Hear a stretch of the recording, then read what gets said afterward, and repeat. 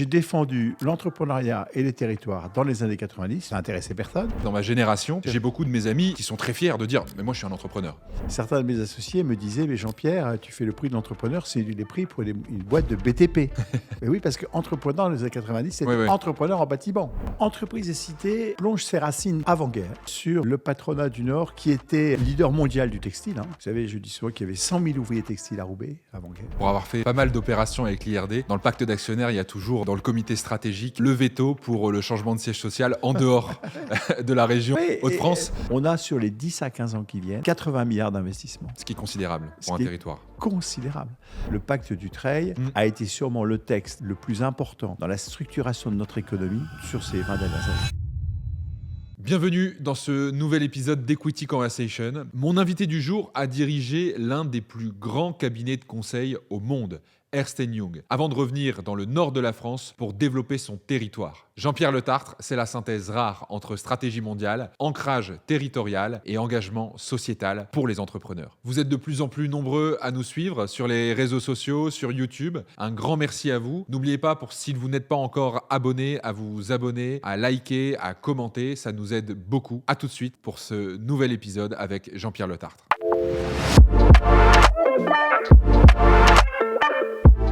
Bonjour Jean-Pierre Letartre. Bonjour. Merci d'avoir accepté mon invitation. Je suis très heureux de vous recevoir aujourd'hui parce que j'ai, comme vous, un ancrage fort dans le nord de la France. Ouais. Et évidemment, avec ce que je fais avec le cabinet et puis pas mal de mes clients, un rapport très fort à l'entrepreneuriat. Donc je pense qu'on a beaucoup de sujets en commun sur lesquels on va pouvoir échanger aujourd'hui. Vous avez un parcours super intéressant. Vous avez été dirigeant d'Ernst & Young et après votre aventure chez Ernst & Young, lorsque vous avez dirigé Ernst & Young au niveau de la France, vous avez ensuite décidé de retourner dans le nord de la France pour animer ce territoire et l'entrepreneuriat au sein du nord de la France. Et je pense que c'est l'échange qu'on aura aujourd'hui pour voir à quel point on peut dynamiser un territoire avec l'entrepreneuriat, qui est un sujet aujourd'hui très important et qui concerne de nombreux Français. Mais pour rentrer dans le vif du sujet, comment on passe de Ernst & Young, qui est une multinationale du conseil, à revenir dans les Hauts-de-France et à s'engager dans les Hauts-de-France? D'abord parce que j'ai gardé mes racines, mes convictions. Au fond, vous savez, le parcours chez EY, il a été lié à une conviction que je développais dans les années 90, qui n'était pas à la mode dans les cabinets de ce type, qui était à la fois l'importance de développer des activités auprès des entrepreneurs et d'être implanté dans les régions françaises. Au fond, à l'époque, ce type de cabinet, c'était Grand Compte Paris, Paris-Lyon. La Défense, voilà. La Grande Tour. Et au fond, mon parcours chez EY, il est lié parce que j'ai défendu l'entrepreneuriat et les territoires dans les années 90. Tout le monde était... Ça n'intéressait personne. Et comme ces deux mots sont montés en puissance dans la société et dans l'économie, et qu'au fond, l'entrepreneuriat est devenu quelque chose d'important, que la proximité territoriale était aussi quelque chose d'important, ils m'ont dit, mais tiens, il y a un mec là-bas qui avait défendu ça dans les années 90, peut-être qu'il serait peut-être intéressant qu'il dirige le groupe. Et donc, je suis monté avec les mots. C'est ce qui a fait mon parcours. Et donc, quand j'ai terminé mon mandat chez EY, je me suis dit, tu as toujours défendu les entrepreneurs et les territoires, retourne dans le territoire et trouve une activité autour de cela. Alors, je n'ai pas eu besoin de la trouver parce que, au fond, mon prédécesseur m'a appelé et m'a dit, Jean-Pierre, pour diriger cette plateforme Entreprise et Cité, qui est historique, qui est tout à fait originale et percutante sur un territoire, il m'a dit, écoute, il n'y a que toi qui peux la diriger, est-ce que tu veux bien le faire? Alors, en fait, pour dire la vérité, il m'avait appelé 4-5 ans avant que je quitte EY. J'ai dit, mais je termine mon mandat, j'ai aucune envie de quitter EY. Mais quand je suis venu à la fin de mon mandat, j'ai accepté son offre. On reviendra sur Entreprise et Cité, mais comment vous expliquez que dans les années 1990, justement, l'entrepreneuriat, et encore plus dans les années 2000 et post-Covid, l'entrepreneuriat devient une valeur forte? Parce que c'est vrai que...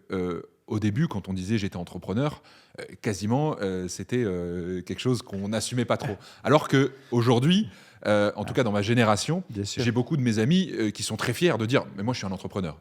Vous savez, pour vous faire sourire, j'ai beaucoup contribué au lancement et au développement du prix d'entrepreneur de l'année de EY. Et je me rappelle quand on développait ça dans les années 90, certains de mes associés me disaient « Mais Jean-Pierre, tu fais le prix de l'entrepreneur, c'est les prix pour une boîte de BTP. » Mais oui, parce qu'entrepreneur dans les années 90, c'était entrepreneur en bâtiment. Exactement. Et vous voyez, la sémantique est importante pour montrer l'évolution des notions, l'évolution des sociétés. Et donc, effectivement, l'entrepreneuriat est devenu quelque chose d'important parce que je pense qu'il y a une notion d'indépendance qui a joué. Il y a une notion aussi de parcours, de développement qui est rentré en ligne de compte. Et puis aussi, je pense, parce que je crois que même en cette période un peu plus compliquée, l'entrepreneur, l'entreprise est au fond devenue importante pour la société, pour les hommes et les femmes de ce pays. D'ailleurs, vous avez vu un dernier sondage, 70% des Français considèrent que les entreprises sont des éléments importants de la société. Et ça, c'est lié au fait qu'au fond, l'entreprise est devenue le dernier bastion à peu près organisé et solide d'une société. Il y a malheureusement plus beaucoup, ou plus difficilement la famille. Il y a l'Église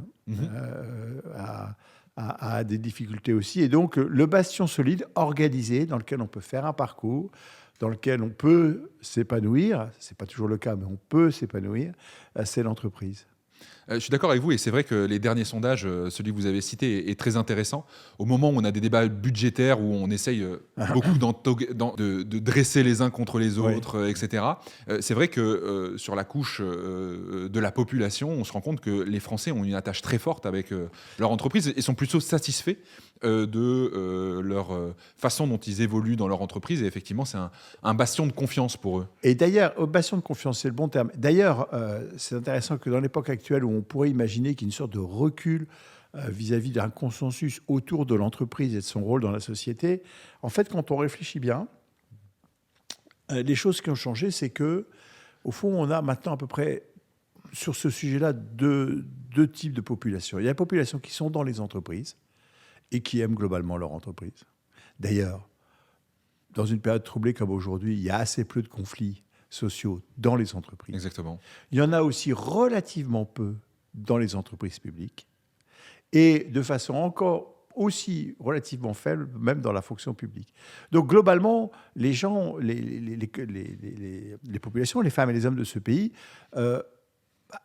reconnaissent le rôle de l'entreprise et je dis souvent, quand on parle, si vous parlez à un salarié d'LVMH, il va vous dire qu'il aime beaucoup LVMH et qu'il respecte et qu'il admire beaucoup Bernard Arnault, quel que soit ce qu'on peut entendre sur radio. Et puis il y a une partie de notre population un peu plus éloignée de l'entreprise, qui ne la connaissent pas tellement et qui, sortent des raisonnements ou des commentaires qui sont décalés et qu'on entend malheureusement beaucoup, qui sont toute la population de l'entreprise. Et il y en a quand même un grand nombre. Il y a l'environnement des étudiants, il y a les retraités, il y a bien sûr les personnes sans emploi, les personnes éloignées de l'emploi.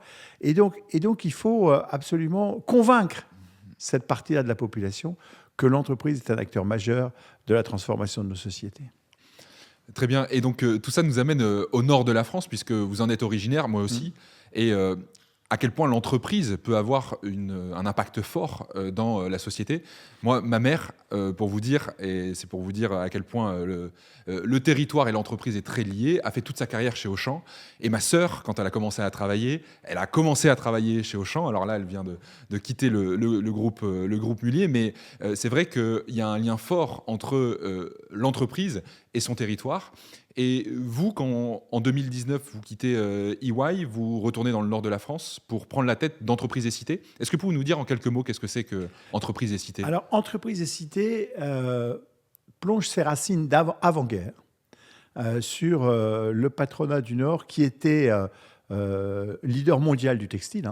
Vous savez, je dis souvent qu'il y avait 100 000 ouvriers textiles à Roubaix avant-guerre. Je ne sais pas si vous voyez, 100 000 ouvriers textiles. C'était la ville à 1000 cheminées. Donc des très belles entreprises, très entrepreneuriales, qui avaient deux caractéristiques dans l'ADN. Le premier, c'est que, au fond, ils avaient le souci de travailler ensemble pour créer des choses ensemble, notamment au profit de leurs salariés, et au profit, ou pour discuter avec les salariés aussi, parce qu'il n'y avait pas qu'au profit, il y avait aussi dans les discussions avec les syndicats.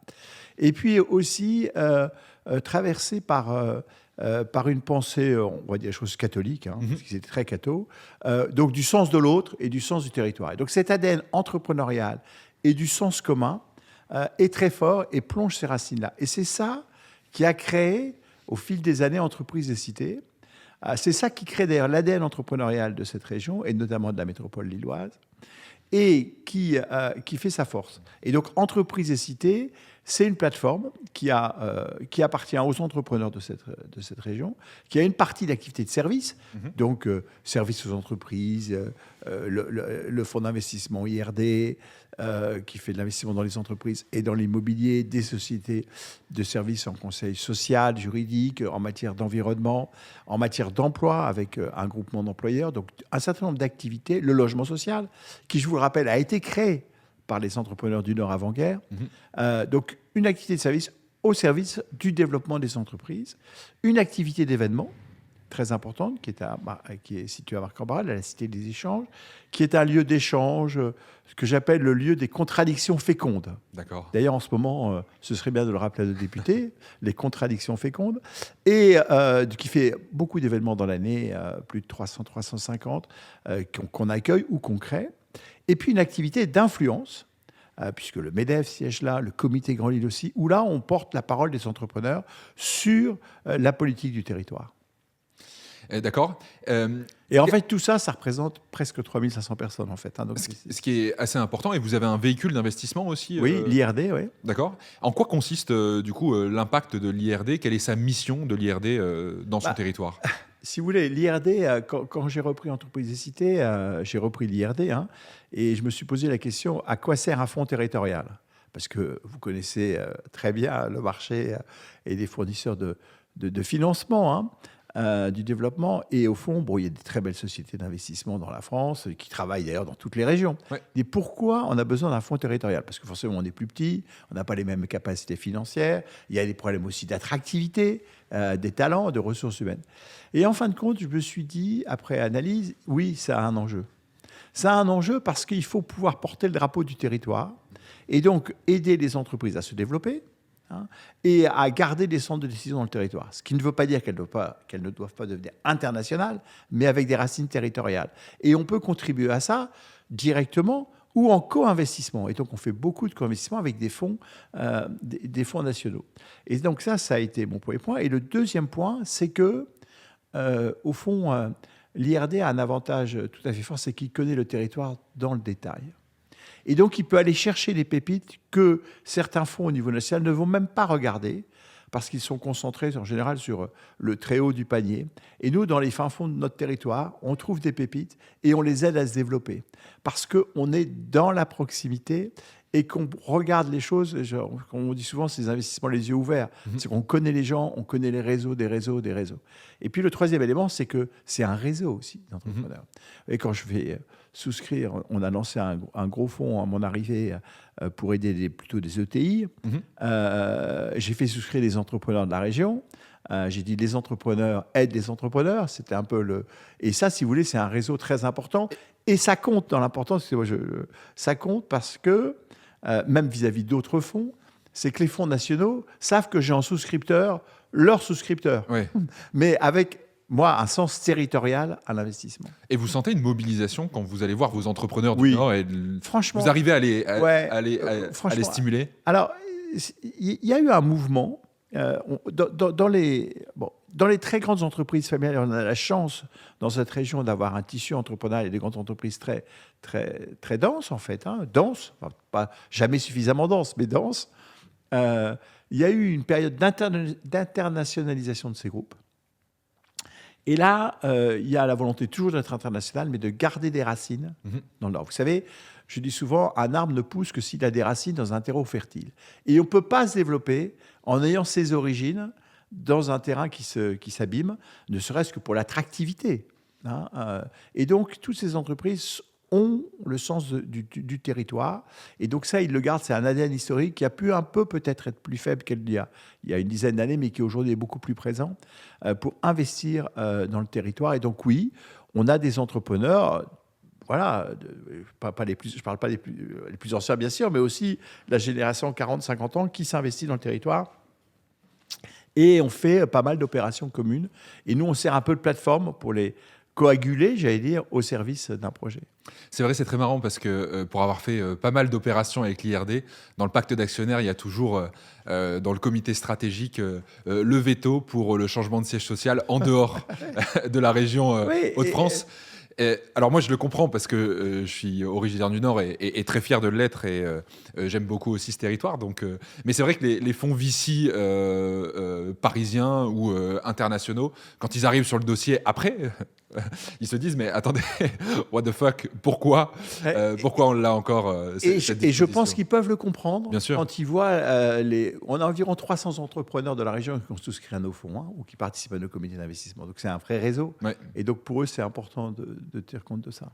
Vous qui avez fait beaucoup bouger les lignes chez EY, c'est quoi plus difficile? C'est de faire bouger les lignes chez EY ou dans un territoire? C'est quoi la différence? Je ne sais pas, j'aurais du mal à répondre à votre question.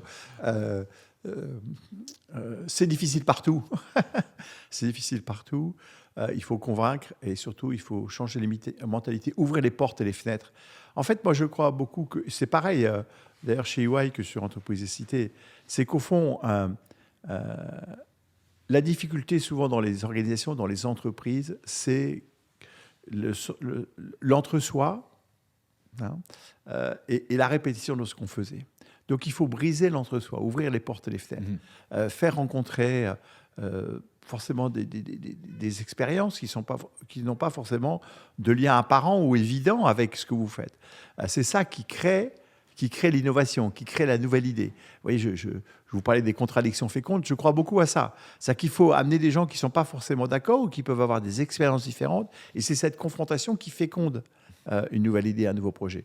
Et ça, c'est ça. Donc, vous voyez, par exemple, pour vous donner un exemple, quand je suis arrivé en Entreprises Cité, j'ai fait ce que j'avais fait chez EY, c'est j'ai créé un comité stratégique qui n'a aucune valeur juridique, mais avec des personnalités. Alors, les têtes de pont des familles de Lille, mais pas que, avec des experts nationaux. D'accord. Vous voyez, pour faire un mélange entre des gens qui ont un intérêt, qui sont du territoire et qui ont leur entreprise dans le territoire, confrontés à des gens qui ont une expérience plus nationale et plutôt économistes, comme Ludovic Subran, ou dans le domaine de l'action sociale, etc. Donc, des gens qui ont cette confrontation qui intéresse aussi ceux qui assistent à ces réunions. Super intéressant. Comment on fait du coup pour faire en sorte que justement un territoire devienne attractif, notamment pour les jeunes, et comment on maintient des jeunes dans un territoire? Parce que c'est vrai que pour les études, il y a beaucoup, alors même si le tissu étudiantin à Lille est très développé, mais il y a un moment où on a aussi beaucoup d'étudiants qui partent à Paris ou à l'étranger pour poursuivre leurs études. Comment on les fait revenir et comment on les fait entreprendre dans leur territoire? Alors, la région, et notamment Lille, est une ville avec une forte densité d'étudiants, avec l'université d'État et l'université catholique. Donc, il y a plusieurs dizaines de milliers d'étudiants. D'ailleurs, on voit que Lille, d'ailleurs, est une ville très estudiantine. Et il y en a beaucoup qui repartent. Et donc, l'attractivité du territoire est un sujet majeur. Alors, il y a plein de choses à faire dans le domaine, je dirais, le domaine du logement, de la culture, de l'animation, et puis aussi des entreprises. C'est que la première chose, c'est qu'il faut qu'il y ait des emplois. Et là-dessus, sur ce plan-là, je pense qu'on a en ce moment un atout pas suffisamment d'ailleurs encore connu, même à l'intérieur du territoire, et encore plus à l'extérieur du territoire, c'est qu'il se passe quelque chose de tout à fait unique. Dans une aire métropolitaine, Lille, Dunkerque, Arras, Valenciennes, Maubeuge, une aire métropolitaine de 4 millions d'habitants, assez proche en fait, et qui est sur une surface relativement limitée.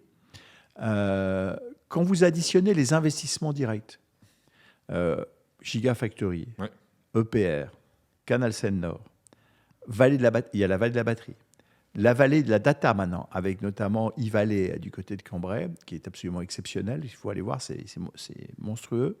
Le cloud à Roubaix. Voilà, le cloud à Roubaix. Quand vous additionnez tous ces investissements prévus en montant direct, je ne parle pas des investissements directs, on a sur les 10 à 15 ans qui viennent 80 milliards d'investissements. Ce qui est considérable pour un territoire. Considérable et qui inévitablement va faire que si vous vous endormez maintenant, vous vous réveillez dans 10 ans, vous verrez une région transformée qui forcément donc a besoin d'emplois, hein. Elle va attirer beaucoup d'emplois, va créer beaucoup d'emplois. Et donc, il faut absolument qu'on crée les conditions, encore plus que ce qu'on a aujourd'hui, d'un territoire accueillant. Alors, cette révolution industrielle, c'est une vraie révolution industrielle telle qu'on la vit aujourd'hui, il faut d'abord en être bien conscient et se mettre en position. Et d'abord, le territoire. J'ai fait des réunions avec des chefs d'entreprise pour expliquer, regardez ce qui se passe.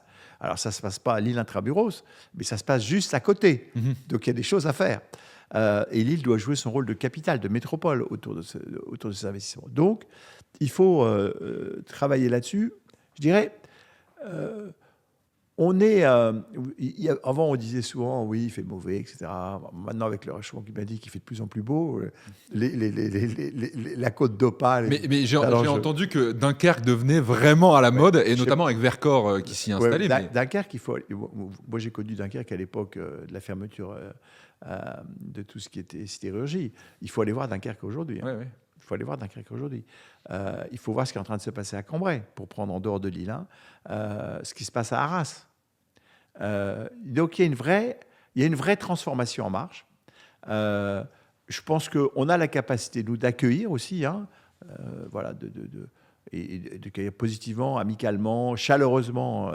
Et donc, effectivement, il faut appuyer là-dessus. Mais il faut un petit peu le faire savoir. Je dirais, il faut un peu le marketer, j'allais dire de cette façon, pour que ceci impacte les personnes qui pourraient venir dans le Nord ou rester dans le Nord. Mais justement, comment on fait pour faire en sorte qu'un projet comme Vercors décide de s'installer à Dunkerque ? Écoutez, là, il faut une mobilisation. En fait, franchement, là-dessus, la région a fait beaucoup, le conseil régional a fait beaucoup là-dessus, par des procédures simplifiées. Vous pourriez demander à Xavier, à ses équipes là-dessus, notamment des packages complets, facilitant les démarches administratives, etc.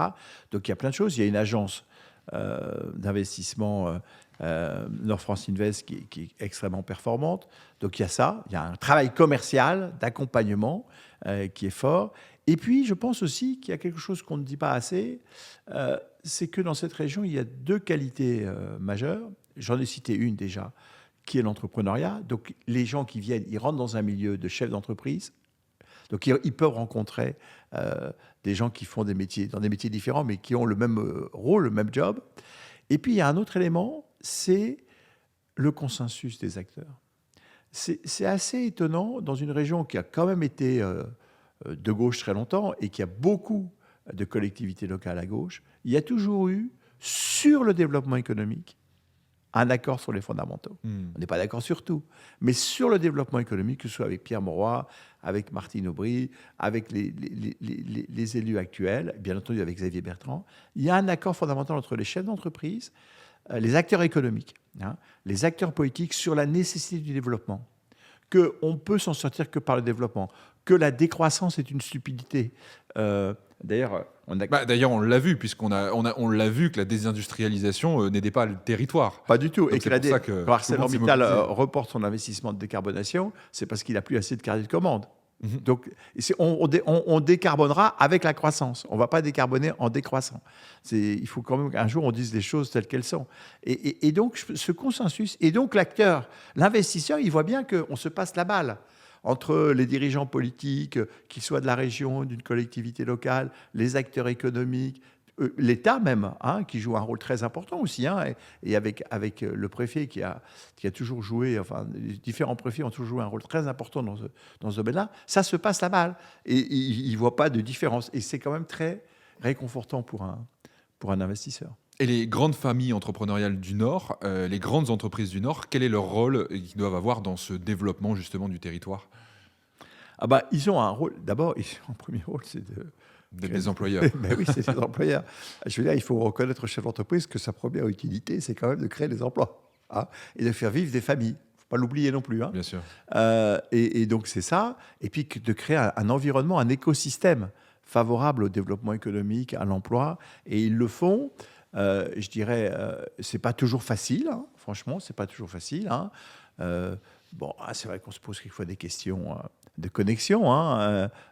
Par exemple, la question du transport et de l'intermodalité entre les modes de transport, entre Paris, Lille et sa région, c'est important. On a un aéroport qui est quand même qui n'est plus un aéroport d'affaires. Hein. Aujourd'hui, c'est Roissy. Bon, c'est bien. Heureusement, on a des connexions. C'est pas si loin. C'est pas si loin.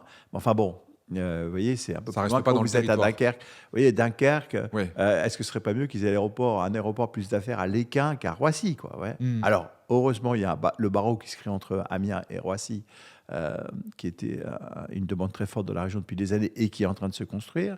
Donc, il y a les infrastructures qui se mettent en place. On a des problèmes, bien évidemment, comme dans toutes les villes, de bouchons à l'entrée des villes et de plus en plus. Donc, il faut travailler sur ces sujets-là ensemble d'ailleurs, hein, parce que la question n'est pas qu'une question d'infrastructure, elle est une question aussi d'organisation du travail dans les entreprises. Voilà, c'est ça qu'on peut contribuer à faire. Dans l'entrepreneuriat, il y aura des grands enjeux dans les prochaines années, notamment la question de la transmission. On se rend compte qu'il y a beaucoup de chefs d'entreprise qui sont dans une partie où ils vont bientôt partir à la retraite. C'est des enjeux importants pour les territoires parce qu'il faut des repreneurs. Comment Entreprise est citée, comment, avec tout ce que vous faites, vous pouvez faire en sorte que justement ces entreprises restent dans le territoire, parce qu'on voit qu'il y a un certain nombre de fonds internationaux ou des fonds qui ne sont pas forcément du nord de la France qui s'intéressent justement à ces entreprises. Comment on fait en sorte que ces entreprises soient reprises? Déjà, vous évoquez un sujet majeur qui est la question de la succession, hein, de la transmission et de la succession, si on veut garder ça dans un actionnariat local et donc familial. Je ferai d'abord un petit commentaire qui est quand même que la France, et particulièrement, et bien entendu donc le Nord, ont été très affectés par des années et des années de taxation qui ont rendu les transmissions souvent impossibles. Je ne vais pas revenir sur l'ISF et autres, ou ce qu'on est en train d'imaginer aujourd'hui, mais je le dis quand même qu'aujourd'hui... pour dire les choses, et je le dis très directement, quel que soit ce qu'on peut dire sur le sujet, le pacte Dutreil a été sûrement le texte le plus important dans la structuration de notre économie sur ces 20 dernières années. Pour protéger l'actionnariat français et l'actionnariat local et familial. La désindustrialisation a été en grande partie liée au fait que beaucoup de nos entreprises ont été rachetées par des groupes étrangers parce que la transmission était impossible. Et le pacte Dutreil a été un élément clé pour essayer de sauver les meubles. Ce qu'il a sauvé le meuble. Et donc, toucher au pacte Dutreil, j'en profite pour le dire, il faut que le podcast passe avant la loi de finances. Ça sera le cas et on se mobilisera là-dessus. Toucher au pacte Dutreil est une hérésie. Pour ceux qui économique. Pour ceux qui nous écoutent et qui ne sont pas des experts fiscaux, c'est quoi le pacte Dutreil? Ça permet, en quelques mots. En quelques mots, ça permet, en prenant l'engagement de garder les actions au sein de l'actionnariat, d'éviter les droits de succession. Voilà. Ou de limiter, pas d'éviter, de limiter les droits de succession contre un engagement de garder les actions. Donc c'est un dispositif fiscal. C'est-à-dire qu'en fait, si vous ne mettez pas en liquidité, si vous ne touchez pas du cash, pas du cash out, voilà, je vais prendre une terminologie que vous connaissez bien, mais que vous gardez ça au sein du cercle familial, eh bien, il y a une taxation minorée. Alors qu'avant, et c'est encore un peu le cas aujourd'hui, la transmission coûtait tellement cher que vous étiez obligé de vendre pour payer les droits de succession. Exactement. Et donc, du coup, il y a un impact et une influence forte qu'on doit avoir auprès des pouvoirs publics, justement, pour maintenir cette fiscalité favorable. On a un travail, surtout en ce moment, de lobbying fort avec les entreprises autour pour expliquer l'importance économique de cette question de transmission. Après, il y a devant nous encore moult entreprises qui vont se transmettre, et pas que des grandes, aussi des petites. Il y a beaucoup de petites qui ferment. Il y a beaucoup de toutes petites entreprises, des commerçants, etc., qui ferment, parce qu'au fond, ils n'arrivent pas à transmettre. Oui, mais c'est ça le sujet, c'est justement... Et aujourd'hui, ils ferment.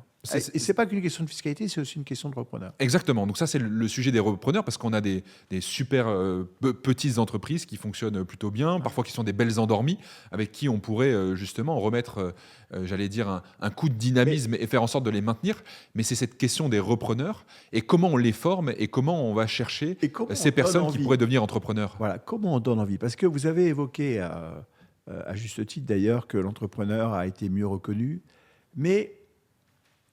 J'ai un peu le sentiment qu'aujourd'hui, il y a un petit peu un mouvement inverse. Parce que les gens voient, effectivement, le métier d'entrepreneur, ce n'est pas un métier simple, et loin de là. Et puis, bon, ils ne réussissent pas tous. Il y en a qui sont en galère. Et il y en a beaucoup qui gagnent beaucoup moins que ce qu'ils pourraient gagner s'ils étaient dans une entreprise avec un salaire, etc. Et donc, financièrement, ce n'est pas toujours le succès. Et donc, on a un petit peu... c'est un peu plus difficile, je trouve, de motiver des gens pour l'entrepreneuriat, d'où l'importance essentielle de valoriser ce métier. Si vous voulez, si vous n'êtes pas reconnu, c'est compliqué, quoi. Vous voyez, moi, j'imagine tous ceux qu'on met sur la place publique, là, avec des mots. Le gars, il bosse, il a bossé, il a fait son truc. Et puis, il a eu... Et puis, de temps en temps, le fisc vient le voir. Et puis, de temps en temps, le parquet national financier vient le voir. Et puis, voilà. Ouais, et puis, il a des articles dans la presse. Et puis, le gars, il a bossé jour et nuit pour développer un truc. Et puis, maintenant, il n'est pas reconnu. Vous savez, j'avais, dans les années 2000... Je crois que ça doit être 2000. C'était l'époque, au début du mandat de Sarkozy, ça doit être 2005, non, je sais plus très bien. 2007, ouais. J'ai commis un livre, avant que le terme ETI soit connu, j'ai commis un livre avec un de mes autres associés et le MEDEF de l'époque d'ailleurs. On avait fait un livre pour étudier pourquoi on avait moins d'entreprises moyennes en France qu'en Allemagne et qu'en Italie. Maintenant, on appelle ça les ETI, mais à l'époque, il n'y avait pas de nom pour les moyennes entreprises, c'était les PME. Il n'y avait pas de nom entreprise. On ne faisait pas la distinction. Parce qu'après, c'est Sarkozy qui a créé les ETI avec son ministre des PME. Et donc, ça n'existait pas. Et donc, on a analysé pourquoi. Et pour faire cette étude, on a été interroger des chefs d'entreprise en Europe, en Allemagne notamment, où il y a beaucoup à Mittelstand, que chacun connaît, important, en Italie et autres. Et au fond, quand ils vous avaient tous cité les taxes, les difficultés administratives, au fond, après, ils disaient, mais le point essentiel, c'est que quand ils sortent sur la place de la ville, quand ils vont à la messe ou chez le boulanger, ils n'ont pas l'impression d'être reconnus. Ouais. Et moi, je crois qu'il faut que ce pays apprenne à reconnaître, je vais même aller plus loin, à admirer les entrepreneurs qui réussissent, petits et grands, pour donner envie aux plus jeunes d'y aller. Et cette reconnaissance, si vous bossez comme un fou, que vous avez plein de difficultés, diverses et variées, je ne vais pas prendre de mots, vous voyez, de tous les jours, et qu'en plus, après, les gens vous regardent en disant « mais toi, si tu réussis, c'est que tu as piqué dans la caisse. Hein. » Eh bien, c'est insupportable. Donc, il faut reconnaître les entrepreneurs, on dit souvent comme des héros. Moi, je crois que ce sont des héros. Hein. Et petits et grands, hein, pas que les grands. Hein. Les petits aussi, celui qui développe. Qui se lèvent le matin pour créer de la valeur. Voilà. Et donc, ce pays ne reconnaît pas assez globalement la réussite, et particulièrement celle des entrepreneurs. Pour revenir à ce que vous disiez, il y a quelque chose qui m'a marqué très récemment, c'est tous ces débats sur la taxe Zuckman qui ont poussé un des jeunes entrepreneurs, le fondateur de Mistral, Arthur Mensch, de faire un 20h avec une cravate et d'aller expliquer que le garçon n'était pas multimilliardaire et de lui dire qu'effectivement, il était pris dans un débat. Et en fait, ce qui est dommage, c'est que son premier 20h à Arthur Mensch, c'était pour aller se défendre en disant « mais attendez, moi je suis juste un type qui essaye de créer de la valeur et de faire en sorte que sur un sujet aussi important que l'intelligence artificielle, moi j'essaye de faire en sorte qu'on ait un produit en France, européen, qui soit souverain. » Et c'est dommage qu'il ait dû, en France, aller s'expliquer pour dire pardon, j'essaie juste de créer de la valeur et je ne suis pas milliardaire comme on le dit. Et vous voyez ce qui est il a quasiment dû s'excuser. C'est qu'au fond, le journal de 20h, il ne l'a jamais invité avant pour qu'il vienne expliquer en quoi il avait réussi. Et pourtant, c'est même beaucoup plus intéressant de faire un prime time aux 20h pour qu'un mec comme Haï puisse dire voilà ce que j'ai fait et voilà pourquoi je l'ai fait. Alors, c'est vrai que le rapport à l'entrepreneur, on le disait, a beaucoup changé dans notre société, mais qu'est-ce qui manque encore pour justement faire en sorte de pousser encore l'évocation sur l'entrepreneuriat, et notamment sur ces enjeux qui sont ultra importants, et on l'a dit, c'est générationnel, c'est démographique, le fait qu'il y aura nombreuses pépites à reprendre, qu'il va falloir peut-être former aussi ces personnes. La première chose, c'est de valoriser l'entrepreneuriat. Et il faut le valoriser en parlant positivement.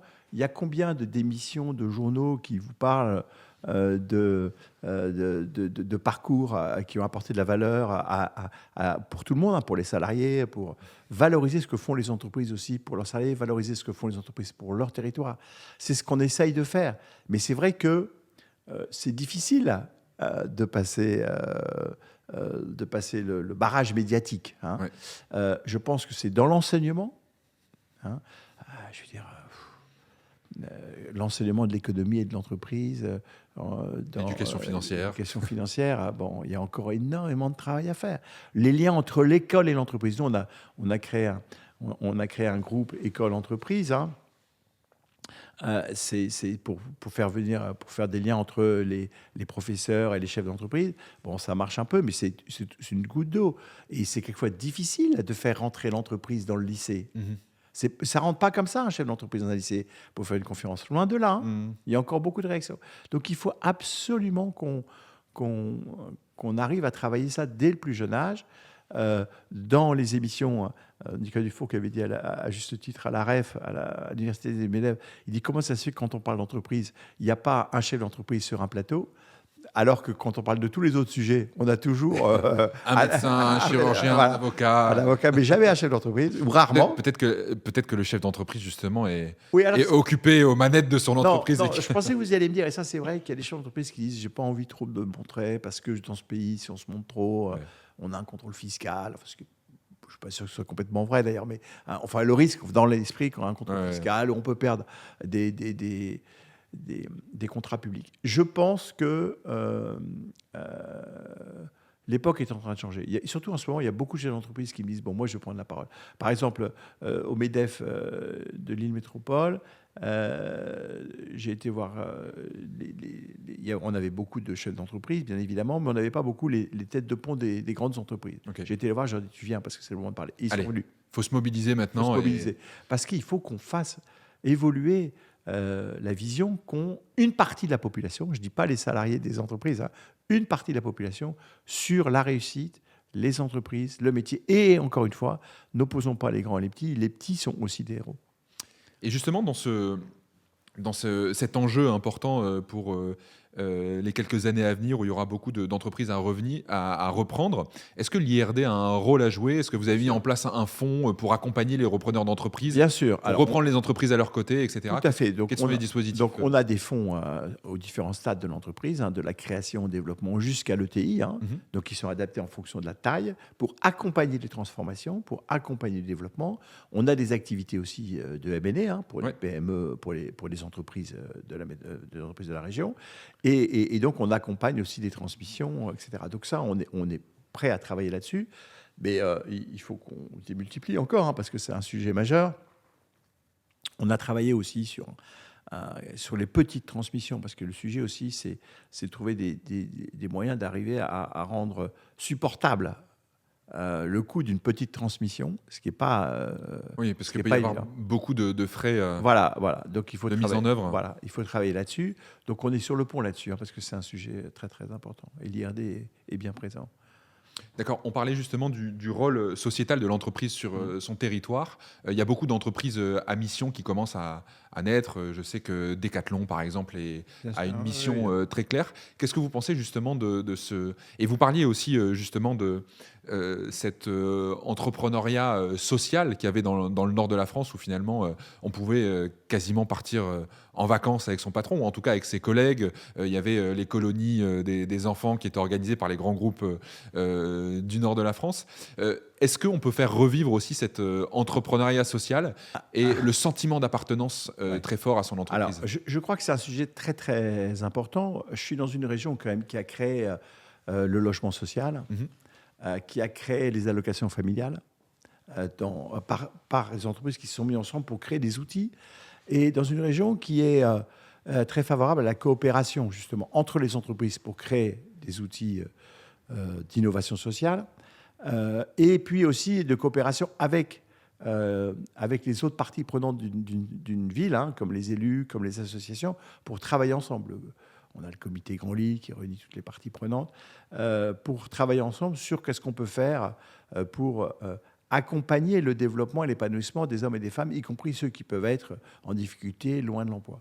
Donc je pense que ça, c'est assez ancré. Et sur le partage de la valeur aussi. On a quand même beaucoup d'entreprises, vous en avez cité quelques-unes, qui ont mis des plans de partage de la valeur qui sont tout à fait bien au-dessus de ce que la loi leur impose. Donc moi, je pense que là-dessus, en dehors des actions dans la société que chacun mène dans les entreprises, on peut faire plus. Hein. Je ne veux pas dire que c'est parfait, que c'est génial, on peut faire plus dans les territoires. Et nous, on est souvent le lien entre ces entreprises et des situations difficiles, des associations qui ont besoin de financement, etc. Il y a besoin, et on travaille là-dessus, de reprendre un peu, que notre région reprenne un peu le lead sur l'innovation sociale. Je crois qu'on a été porteur de très grandes avancées sociales dans ce pays. Il faut qu'on soit porteur maintenant, aujourd'hui, d'une nouvelle ambition d'innovation sociale. Et c'est un sujet sur lequel on travaille. Je ne vais pas vous dire, il y a des sujets sur lesquels on peut bosser. Le partage de la valeur en est un, le logement en est un autre. Oui, et la relation au travail qui a beaucoup changé. On voit, et je le vois dans la génération qui est plutôt la mienne, on a une situation où on est... les jeunes salariés, tous les 3 ans, ont envie de changer d'aventure, de changer d'entreprise. On a le télétravail qui a aussi un impact fort. Alors, ça, c'est une question managériale. Alors, sur la question de management et d'attractivité managériale, sur le fait qu'on ne rentre pas dans une boîte comme moi, qui sont dans une boîte et qui, 40 ans après, en sort. Oui, c'est ça. Non, mais c'est ce que... Moi, ma mère, comme je le disais, elle a fait toute sa carrière dans le gros Auchan. Moi, je vais vous dire là-dessus. Je crois qu'il y a un sujet très important tel que je le ressens chez les plus jeunes. Je sentais déjà chez EY. Hein. Il y a plusieurs changements de comportement et d'attente. Le premier, c'est que il faut que j'ai un return sur mon travail assez vite. L'investissement pour le futur. Nous, chez EY, on travaillait à 25 ans, on travaillait là-dedans en disant un jour, je vais devenir associé à 35 ans. Ouais. Ça, et encore, si vous étiez, si vous y allez très très vite. Et là, franchement, c'était notre argument pour recruter. Aujourd'hui, cet argument-là, ils s'en foutent. Donc, il faut s'adapter au fait que on a besoin d'un retour. Deux, que le travail n'est pas la colonne vertébrale essentielle de l'épanouissement. Ça, c'est quand même un changement fondamental. Profond. Moi, j'ai été élevé sur le fait que le travail était un moyen de réussir sa vie. Bien sûr, il y avait la famille aussi. Mais le travail était le facteur majeur de l'épanouissement. Ah ouais, on a eu la même éducation. Voilà. Mais c'est l'éducation traditionnelle du Nord. Mon épanouissement, c'est aussi de faire un sport de haut niveau. Ça peut être aussi de faire du théâtre. Ça peut être aussi de m'engager. Et ça, l'entreprise doit le prendre en compte.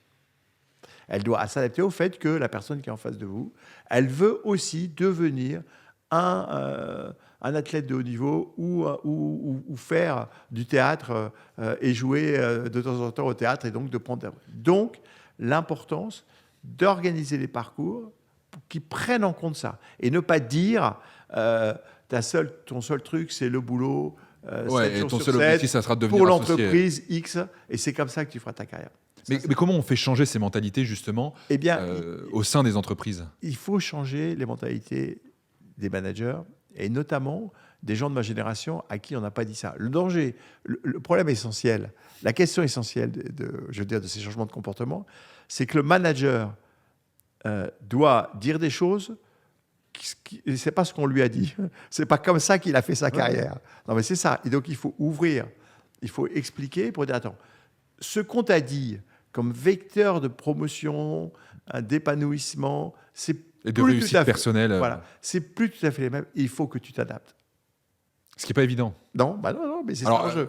Parce que c'est pas seulement des managers de votre génération. Moi, typiquement, je suis habité par ça. C'est pour ça que je suis entrepreneur en ayant monté mon propre cabinet assez rapidement. Parce que le travail a une place très importante dans mon... C'est la diversité qui compte. Il faut accepter. En fait, il y a aussi, il n'y a plus one size fits all. Vous savez, il n'y a plus un seul type de management. Il faut savoir comment on gère de façon beaucoup plus sur mesure le management et non pas un seul guide. Il faut aussi qu'on s'adapte. Donc la gestion de proximité est un élément très important. Et moi, je crois beaucoup à ça. Vous savez, à l'époque, j'avais lancé chez EY, avant, parce que c'était avant le Covid, donc avant le télétravail, qu'au fond, on devait créer un management qui était autour de 3 mots, entrepreneur de son temps. C'est-à-dire que si je dois aller chez le médecin chercher mes enfants, je peux partir sans me faire engueuler par le chef d'équipe, parce qu'après, je récupérerai. Donc, ça, c'est la flexibilité. C'est du flexible working, entrepreneur de son temps, entrepreneur de sa carrière. C'est-à-dire que je devais laisser des possibilités aux collaborateurs pour faire des formations à l'intérieur de ma boutique ou à l'extérieur, parce qu'il devait construire sa carrière, entrepreneur de sa carrière. Et moi, j'ai toujours pensé que les gens qui partaient de chez EY, il fallait qu'ils partent contents et que ce n'était pas grave. D'abord parce que c'est un point de vue uniquement business. Quelqu'un qui vous quitte content, en général, il a un poste de responsabilité dans les boîtes chez EY, et donc il peut devenir un client. Et il vous renvoie l'appareil. Voilà. Donc, très important. Et même, troisième point, entrepreneur de sa rémunération. C'est-à-dire, c'est pas lui qui fixe complètement sa règle ou son bonus, c'est pas ça que je vais vous dire. C'est-à-dire, bon, si je veux travailler à mi-temps, tu m'organises. Voilà. Et donc, c'est cette notion d'entrepreneuriat dans le management, vous voyez, dans le travail, même dans un groupe, dans une entreprise, de son temps, de sa carrière et de sa rémunération. Ça résume finalement la chose à renvoyer la responsabilité aussi sur le salarié qui doit aussi assumer la responsabilité de vouloir une autre approche avec le travail. Et bien évidemment, c'est exactement.